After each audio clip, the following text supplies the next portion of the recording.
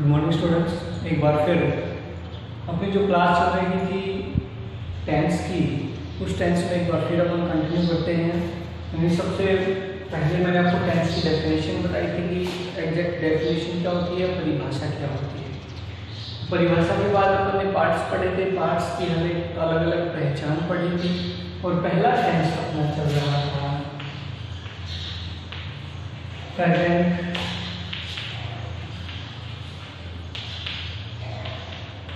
Indefinite या फिर इसको कहते हैं प्रेजेंट सिंपल। यानी प्रेजेंट और इंडेफिनिट या सिंपल। प्रेजेंट की पहचान हमें क्या बताई थी, यानी हिंदी सेंटेंसेस के लिए हिंदी वाक्यांश में है, हूँ और है आते हैं। इंडेफिनिट या सिंपल सेंटेंस की पहचान क्या बताई थी, ता, ती और ते आती है। इससे पहले इनसे यानी है, हूँ, है से जस्ट पहले क्या मिलेगा, ता, ती, ते। तब अपन कहेंगे कि सेंटेंस में कौन सा टेंस है, प्रेजेंट इंडेफिनिट या प्रेजेंट सिंपल। अब देखिए प्रेजेंट इंडेफिनिट या सिंपल की अगर प्रॉपर पहचान के बारे में बात करेंगे,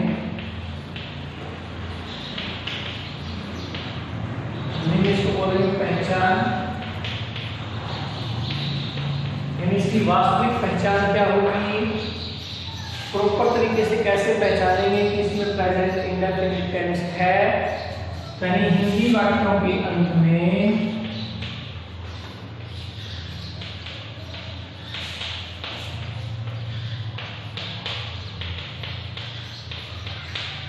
क्या मिलेगा,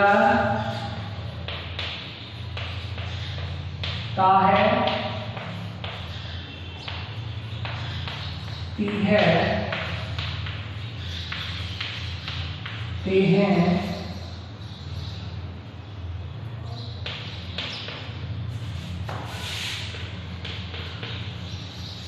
ता हूं और ती हूं आदि समझता है।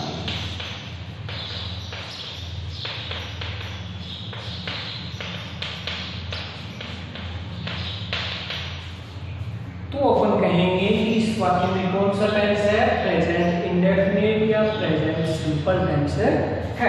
यानी हिंदी वाक्य जो है अपने, जैसे मैं स्कूल जाता हूँ, मैं विद्यालय जाता हूँ, तो लास्ट में क्या आता हूँ, देखो मैं विद्यालय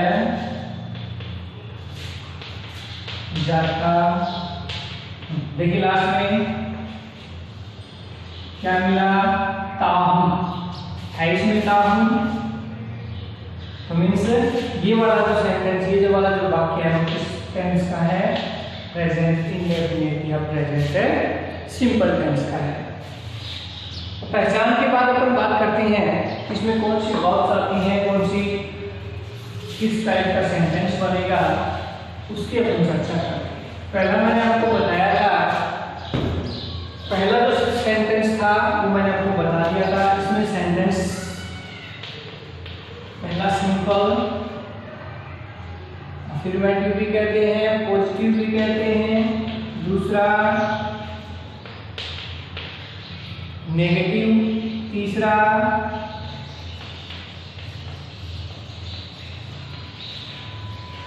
इंट्रोगेटिव, चौथा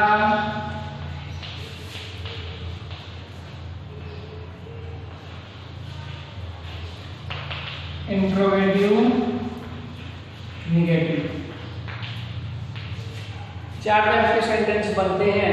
इसमें WH वर्ड का इंटरोगेटिव होता है, वो इसमें आ गया। WH वर्ड का इंटरोगेटिव नेगेटिव होता है, वो इसमें आ गया। तो कहने का मतलब ये चार टाइप के बच गए। अब देखिए सिंपल सेंटेंस में क्या होता है, नेगेटिव में क्या होता है, इंटरोगेटिव इंटरोगेटिव नेगेटिव में क्या होता है, इस सेंटेंस को अपन कैसे बनाते हैं। सबसे पहले अगर अपन बात करें सिंपल सेंटेंस की, सिंपल सेंटेंस में कैसे बनेगा सेंटेंस, इसमें क्या फॉर्म ऑफ वर्ब यूज होगी, उसके बारे में अपन चर्चा कर लेते हैं। यानी सिंपल के अंदर या तो first form of man verb रहेगी या फिर first form of man verb plus S या ईएस आएगा, हेल्पिंग वर्ब यूज होगी। अब वर्ब की फर्स्ट फॉर्म कैसे आएगी, वर्ब की फर्स्ट फॉर्म के साथ एस ईएस कैसे जुड़ेगा, इसका कारण क्या है उसके बारे में चर्चा कर लेते हैं। मैं इसको नीचे लिखा हूं,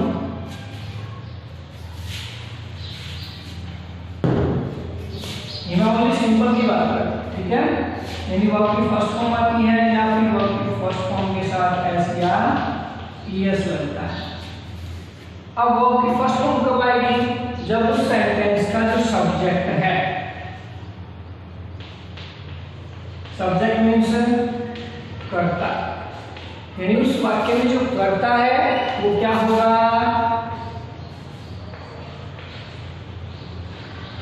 प्लूरल, यानी बहुवचन होगा, कर्ता बहुवचन होगा तो only first form of man verb आएगी। अगर कर्ता एक वचन होगा यानी उस सेंटेंस का सब्जेक्ट यानी कर्ता क्या होगा, सिंगुलर, एक वचन होगा, कर्ता एक वचन होगा, तब हम कहेंगे कि उसमें क्या जुड़ेगा, फर्स्ट फॉर्म के साथ एस या ईएस जुड़ेगा। अब एस कब जुड़ेगा और ईएस कब जुड़ेगा, इसके ऊपर चर्चा कर लेते हैं। एस कब जुड़ेगा और ईएस, यानी कि मैं थोड़ा सा रिव्यू कर लेता हूं, अपने अल्फाबेट पढ़े हैं, कितने होते हैं टोटल 26, इसमें 5 क्या होते हैं, वॉवेल,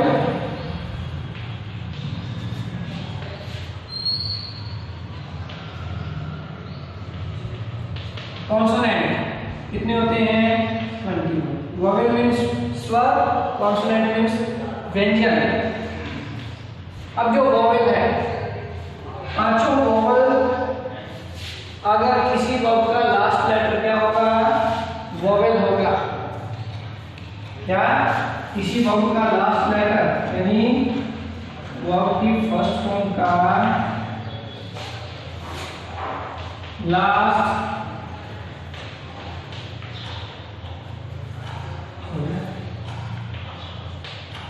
लास्ट लेटर क्या होगा, ए ई आई ओ यू, वॉवेल तो है, पांचों वॉवेल। अब कॉन्सोनेंट में क्या बचा, देखो सी एच एस एक्स और जेड। अगर किसी वर्ब की फर्स्ट फॉर्म का आखिरी अक्षर है तो उसके साथ तो इनके साथ क्या ऐड करेंगे, ईएस जोड़ देंगे, क्या जोड़ेंगे, ईएस जोड़ देंगे। जैसे MEKE, मेक मीन्स बनाना, फर्स्ट फॉर्म है, लास्ट लेटर क्या आया, ई इसमें है मीन्स वॉवेल दिया हुआ है, तो क्या जोड़ना है, ईएस जोड़ना है, लेकिन मैंने लिखा क्या, एस। ऐसा क्यों हुआ, क्योंकि ई का एक स्पेशल रूल बन जाता है, क्या, यानी ग्रामर कहती है अगर किसी वर्ब की फर्स्ट फॉर्म का आखिरी अक्षर क्या हो, ई हो, तो उस ई को तो हटा देंगे और क्या जोड़ देंगे, ईएस जोड़ देंगे। रूल क्या कहता है, किसी वर्ब की फर्स्ट फॉर्म का आखिरी अक्षर ई होगा, उस ई को हटा देंगे, क्या जोड़ देंगे, ईएस जोड़ देंगे। तो मीन्स जुड़ा तो क्या, ईएस, लेकिन लिखा क्या गया, एस, क्योंकि ई तो ऑलरेडी दिया हुआ है, उसके साथ क्या जोड़ देंगे, एस जोड़ देंगे। Is that clear? अब देखिए बाकी जितने भी बच जाते हैं सबके साथ क्या ऐड कर देंगे, एस जोड़ेंगे, क्या जोड़ेंगे, रेस्ट ऑफ ऑल, यानी शेष बचे हुए सभी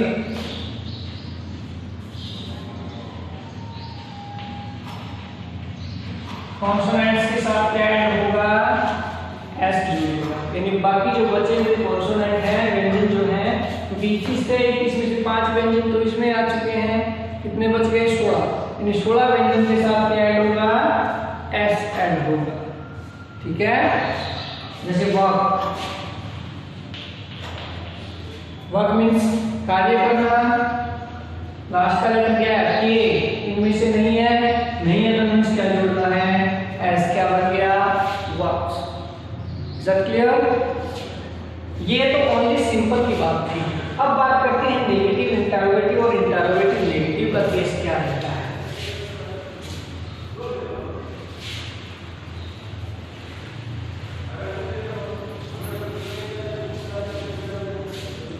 यानी बाकी जो तीनों सेंटेंस बच जाते हैं, इन तीनों सेंटेंस में क्या होता है, तीनों सेंटेंस में हेल्पिंग वर्ब जुड़ जाती है। हेल्पिंग वर्ब कौन सी रहेगी, डू या डज। क्या जुड़ जाएगी, डू या डज। हेल्पिंग वर्ब जुड़ जाएगी और इसके साथ वर्ब की फर्स्ट फॉर्म यूज की। तो कहने का मतलब क्या है, यानी फर्स्ट देखो सिंगुलर केस के अंदर क्या रहा, यानी सिंगुलर केस में सिंपल जो सेंटेंस था उसमें या तो ओनली वर्ब की फर्स्ट फॉर्म यूज हो रही थी या फर्स्ट फॉर्म के साथ एस या ईएस ऐड कर रहे थे।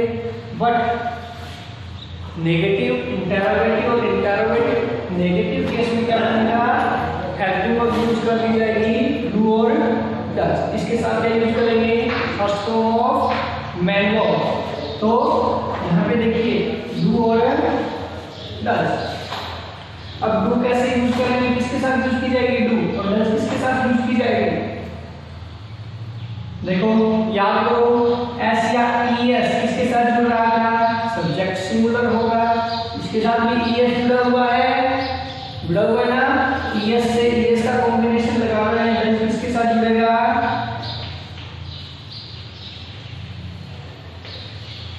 सिंगुलर सब्जेक्ट के साथ जुड़ेगा।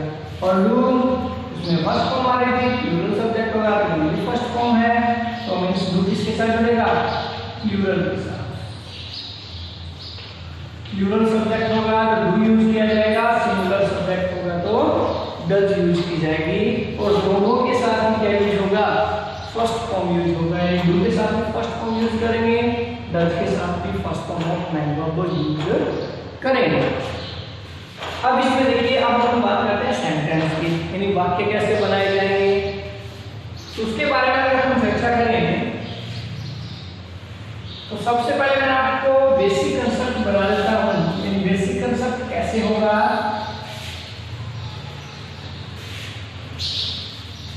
बेसिक कंसेप्ट की अगर हम बात करें तो बेसिक कंसेप्ट में सीधा सा अल्टरनेट बनता है अपने पास कि सबसे पहले सब्जेक्ट लिखा जाता है सेंटेंस, साधारण वाक्य सिंपल सेंटेंस की बात करें, सबसे पहले सब्जेक्ट लिखा जाता है, इसके बाद हेल्पिंग वर्ब यूज की जाती है, इसके बाद मैन वर्ब यूज की जाती है, इसके बाद ऑब्जेक्ट यूज किया जाता है, इसके बाद ईटीसी मींस अदर पार्ट अगर बच जाते हैं तो वो यूज किया जाता है। तो इसमें कई बार एडवर्ब वगैरह भी यूज कर देते हैं, विशेषण एडजेक्टिव वगैरह, तो वो ऑब्जेक्टिव जस्ट पहले यूज किए जाते हैं। तो मैं यहाँ लिख देता हूँ, ये थोड़ा सा सिंपल फॉर्मेट है इसलिए मैंने नहीं लिखा। यानी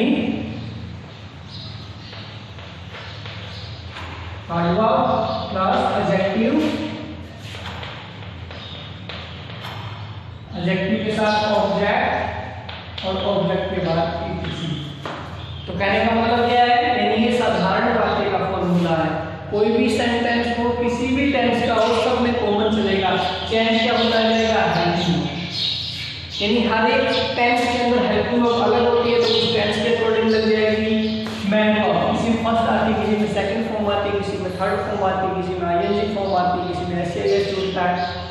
ठीक है, तो वो कंसेप्ट किसके आधार पे, जिस टेंस की अगर बात कर रहे हैं उसी के अनुसार यहाँ पे वर्ब यूज होगी। तो कहने का मतलब क्या है, यानी हेल्पिंग वर्ब और मैन वर्ब ही टेंस के अकॉर्डिंग चेंज होगी, बाकी फॉर्मूला सेम रहेगा। ये किसके बारे में है, साधारण वाक्य के लिए। अगर मैं बात करूं नेगेटिव की, या लिख ले जाऊं सिंपल। अब बात करें नेगेटिव की, तो नेगेटिव का कंसेप्ट क्या रहेगा, यानी नेगेटिव में देखो फर्स्ट सेकंड, मैंने क्या कहा पहली वीडियो में बताया था, थर्ड पोजीशन पे होता है। क्या कहा था, थर्ड पोजीशन पे होता है। इसी से बनेंगे सारे के सारे फॉर्मूला। तो इसमें क्या बता, फर्स्ट सेकंड थर्ड पोजीशन पे क्या लग जाएगा, नोट लग जाएगा, इसका बन जाएगा नेगेटिव का कंसेप्ट वही है। तो इसमें क्या लिखेंगे, सबसे पहले सब्जेक्ट आएगा, उसके बाद हेल्पिंग वर्ब आएगी और उसके बाद नॉट यूज करते हैं। फर्स्ट सेकंड थर्ड पोजीशन पे क्या लगा दिया, नोट लगा दिया। और आगे फॉर्मेट सेम रहेगा, मैंगो रहेगी, अल्वा रहेगी, एडजेक्टिव रहेगा, ऑब्जेक्ट रहेगा और एक्सेप्ट। सेम चीजें हैं, सिंपल था, सिंपल कंसेप्ट चला, नेगेटिव था, थर्ड पोजीशन पे नोट लग गया, दैट्स ऑल। बाकी चीजें सेम है, वही टेंस के अनुसार हेल्पिंग वर्ब मैंगो चेंज हो जाएगी। अगली बात करें इंटरोगेटिव की।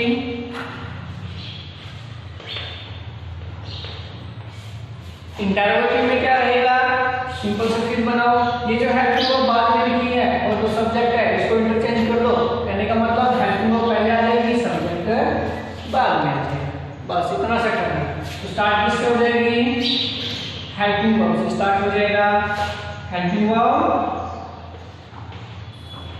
सब्जेक्ट इंटरचेंज कर दिया, इंटरचेंज हो गया या रिप्लेस कर दिया, दोनों को रिप्लेस करना तो वैसे हटा देना आता है, बट इंटरचेंज की बात है। आगे का कंसेप्ट रहेगा वो सेम रहेगा, क्या रहेगा, मैंगो, एडवर्ब, एडजेक्टिव, ऑब्जेक्ट और एक्सेट्रा पार्ट, और लास्ट में क्या लगेगा, क्वेश्चन है। तो इंटरोगेटिव सेंटेंस है, प्रश्नवाचक है ना, प्रश्नवाचक है तो लास्ट में प्रश्नवाचक चिन्ह लग जाएगा। तब देखिए इसमें अब इसमें अपन चेंज क्या किया है, ये सब्जेक्ट पहले था बाद में लिया, हेल्पिंग वर्ब बाद में नहीं, वो पहले लिया है, बस बाकी सेम रहेगा, है ना। वही बात हेल्पिंग वर्ब और मैन वर्ब टेंस के अकॉर्डिंग चेंज होती जाएगी, ठीक है। अब बात करते हैं इंटरोगेटिव नेगेटिव।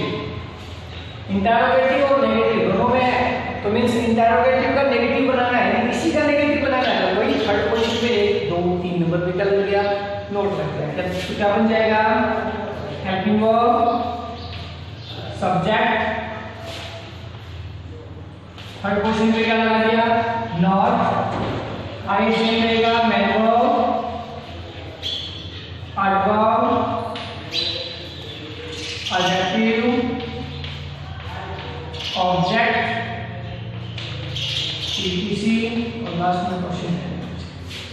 अब डब्ल्यूएच का केस आता है, कई बार डब्ल्यूएच वर्ड का केस आता है, क्या करेंगे, डब्ल्यूएच वर्ड पहले लगा देंगे, बाकी सेम रहेगा। डब्ल्यूएच वर्ड इंटरोगेटिव की बात करें, नेगेटिव की नहीं है, डब्ल्यूएच वर्ड इसमें लगा देंगे पहले, बाकी कंसेप्ट सेम रहेगा। इंटरोगेटिव और नेगेटिव की बात करें तब भी कंसेप्ट सेम रहेगा, डब्ल्यूएच वर्ड पहले लग जाएगा, बाकी कंसेप्ट सेम रहेगा, ये डब्ल्यूएच वर्ड नेगेटिव का है, समझ में आई बात। अब देखिए इसमें हु का केस आता है, हु मींस कौन, मींस वो सब्जेक्ट के बारे में पूछ रहा है, सब्जेक्ट के बारे में पूछ रहा है, मींस यहाँ से क्या गायब हो जाता है, अगर वाक्य हु से स्टार्ट है तो यहाँ सब्जेक्ट नहीं होता, ठीक है, सब्जेक्ट नहीं होगा तो फर्स्ट सेकंड नोट कहाँ गया, थर्ड क्वेश्चन पे। तो कह सकते हैं ना, अगर कोई सेंटेंस कोई वाक्य हु से स्टार्ट है तो नोट थर्ड पोजीशन पे रहता है, अदरवाइज डब्ल्यूएच वर्ड के केस में फोर्थ पोजीशन पे, सिंपल इंटरोगेटिव केस में या सिंपल नेगेटिव केस के अंदर क्या करेंगे, थर्ड पोजीशन पे note. Is that clear? I hope कि आपको ये चीजें समझ में आई होंगी। नेक्स्ट वीडियो के अंदर अपन इनके सेंटेंस कैसे बनाएंगे उसके बारे में चर्चा करेंगे। That's all.